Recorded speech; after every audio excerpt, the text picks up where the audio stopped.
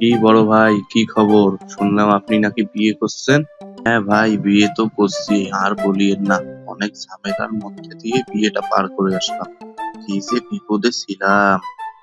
কেন ভাই, মানুষ বিয়ে করে মজায় মজায়, আপনার আবার টেনশনের মধ্যে বিয়ে হয়ে গেল? এটা আবার কি রকমের কথা ভাই? একটু আমাকে কি খুলে বলবেন?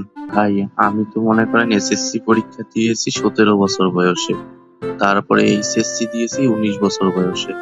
তারপরে ডাক্তারি পড়তে, চাকরি খুঁজতে খুঁজতে আজকে আমার বয়স দাঁড়াইয়াছে 32 বছর বয়সে। এই বয়সে বিয়ে করতে গিয়েছিলাম, তো কি হয়েছে?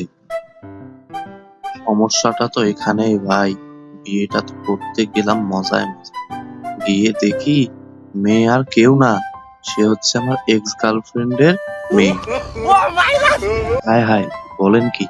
আপনার এক্স গার্লফ্রেন্ডের মেয়ে? পরবর্তীতে কি হলো এবং আরো নতুন নতুন ভিডিও পেতে আমাদের চ্যানেলটি সাবস্ক্রাইব করুন এবং ফেসবুক পেজটি ফলো করুন।